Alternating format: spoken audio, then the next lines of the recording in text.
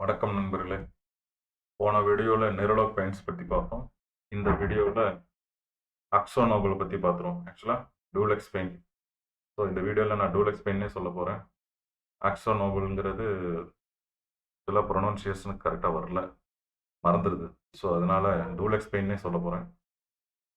So இந்த வீடியோவில் fundamental analyse, estimate versus actual comparison, relative valuation, technical analyse, industry price comparison, financial ratio analysis, intrinsic value, implied market price, 5 years price history, அப்புறம் median PE versus current PE comparison பார்த்துருவோம்.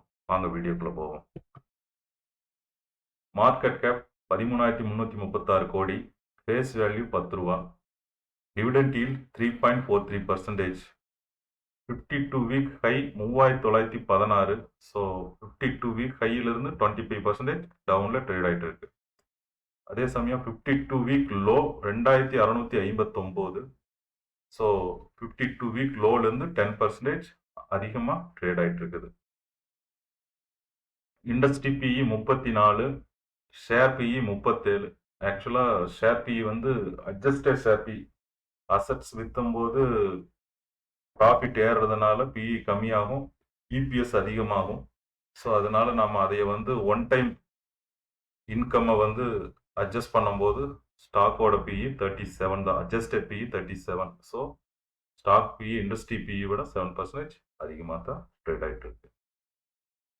Promoter holding pattern பார்த்துருவோம். Promoter holding 61%, pledge எதுவும் பண்ணல. FIIs 9%, DIIs 21% and retailers 10%. Top line growth sales last 5 இயர்ஸில் 9% CAGR, last 3 years CAGR 9%, and last 2 இயர்ஸில் 4% தான் improvement இருக்குது.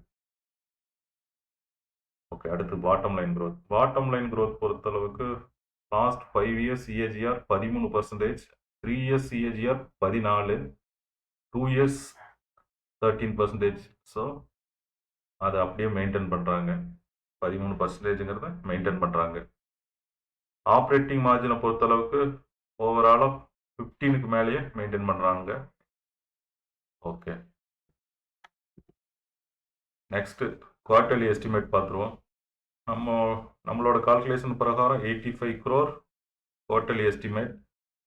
இவங்க Q3ல கொடுத்தது 74. ஸோ 15% நம்மளோட எஸ்டிமேட்டை விட கம்மியாக தான் நெட் இன்கம் கொடுத்துருக்காங்க. ஸோ இது கொஞ்சம் கன்சிடர் பண்ண வேண்டிய விஷயம். Next relative valuation. போன வீடியோலேயே பார்த்தவங்களுக்கு தெரிஞ்சிருக்கும். நெரோலாக் பெயிண்ட்ஸில் பார்க்கும்போது இதே கம்பெனிஸ் தான் எடுத்திருப்பேன். ஸோ அதே தான். ஸோ டூலெக்ஸ் பெயிண்ட் பொறுத்தளவுக்கு பிஇ இங்கே 6 தான் காட்டுறோம். இங்கே அட்ஜஸ்ட் பண்ணாதனால பிஇ 6 வருது. ஆக்சுவலாக 37ங்கிறது தான் அட்ஜஸ்டட் பிஇ. ஸோ நியர்பை இருக்குது PE. Price to book 10, median வந்து 8, கடன் எதுவும் கிடையாது. ஸோ எபிட்டா மார்ஜின் 19, இவங்க 16 மெயின்டைன் பண்ணுறாங்க, மாடரேட். மீடியன் 9, நெட் ப்ராஃபிட் இவங்க 10 மெயின்டைன் பண்ணுறாங்க.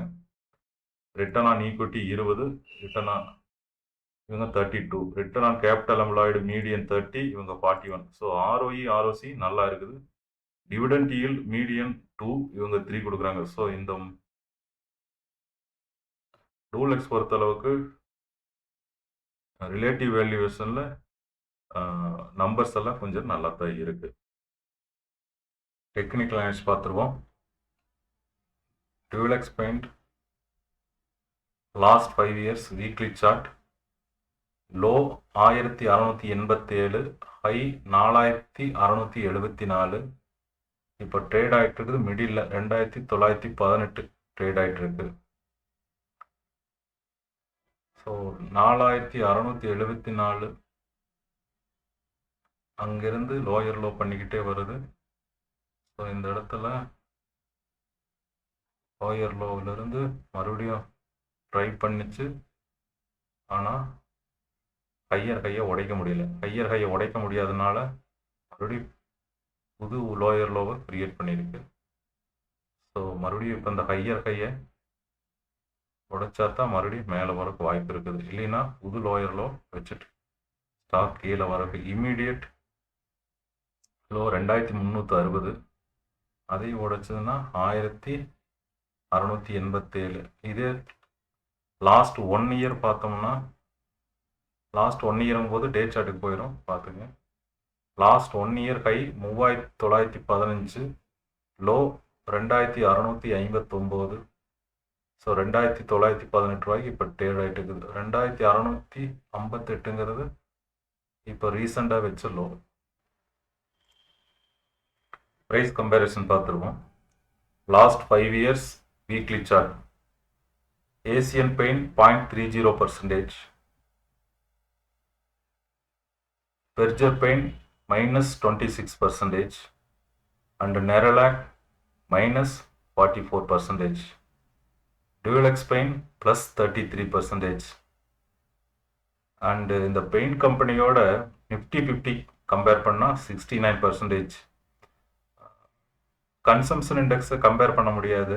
பிகாஸ் கன்சம்ஷன் இண்டெக்ஸில் கார்ஸு அண்டு ஃபுட் பீவரேஜ்ன்ட்டு இந்த மாதிரி கம்பெனிஸ் எல்லாம் இருக்கிறதுனால கன்சம்ஷன் இண்டெக்ஸை நான் கம்பேர் பண்ணல. நிஃப்டி 50யோடையே கம்பேர் பண்ணிடுறேன்.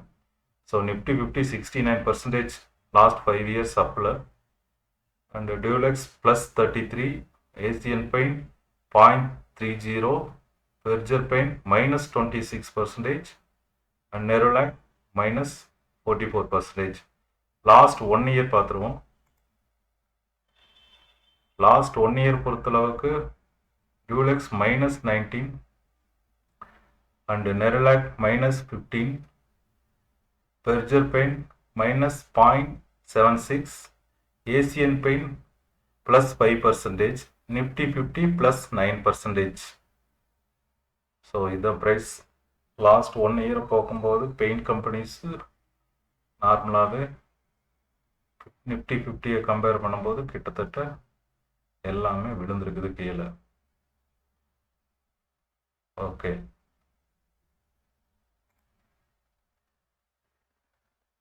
நெக்ஸ்ட் ரேஷியோ அனலிசிஸ் பார்த்துருவோம். So EBITDA margin 16, net profit margin 10, return on equity 32, return on capital employee 41, DE 0, current ratio 1.56, and interest covering ratio 58, debt to asset 54, return on asset 14, book value 292, price to book 10, price to sales 3, and enterprise value to EBITDA 19, PEG ratio 2.9. so overall ratio analyst பொறுத்தளவுக்கு out of 10 ranking வந்து 4 தான் வருது. இந்த 4ம் பார்த்தீங்கன்னா ROE, ROCE, DE and current price, இந்த 4 சேர்ந்து தான் நம்மளுக்கு ஸ்கோர் வருது. இது நியர்பை இருக்கிறதுனால, மாடரேட் இருக்கிறதுனால ஸ்கோரில் இது ஆட் ஆகலை. ஸோ 4ங்கிறது தான் ஸ்கோர் புக் ஆகிருக்கு. Next IV and IMP. Intrinsic value 1667, implied market price 2579. தொடர்ந்து வீடியோ பார்க்குறவங்களுக்கு தெரியும் இந்த ஐஎம்பி எப்படி கால்குலேட் பண்ணுறதுன்னு. புதுசாக பார்க்குறவங்களுக்கு சொல்லிடுறேன். ஐஎம்பிங்கிறது average 5 years EPS and PE, இதையோட மல்டிப்ளை பண்ணால் வர்ற வேல்யூ தான் இம்ப்ளைடு மார்க்கெட் ப்ரைஸாக நான் கால்குலேட் பண்ணுறேன். ஸோ 2579ங்கிறது implied market price.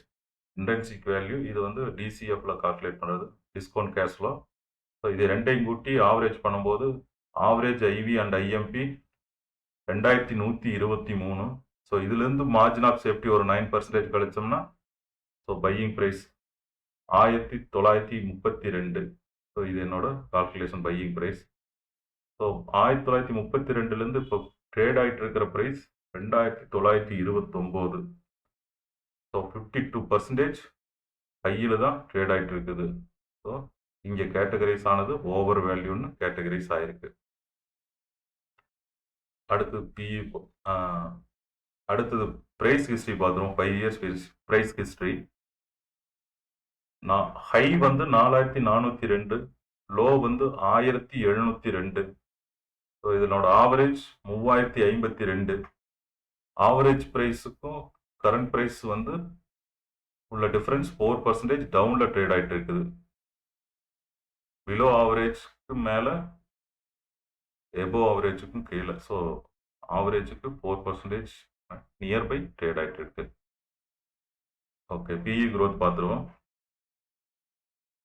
Average PE 34, current PE 36, adjusted PE 36ங்கிறது adjusted BE.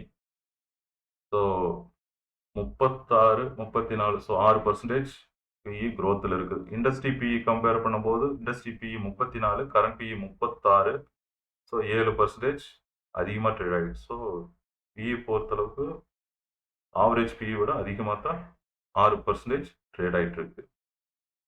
Okay, thank you guys. Please, if you have any query, comment. Thank you for watching. Please subscribe.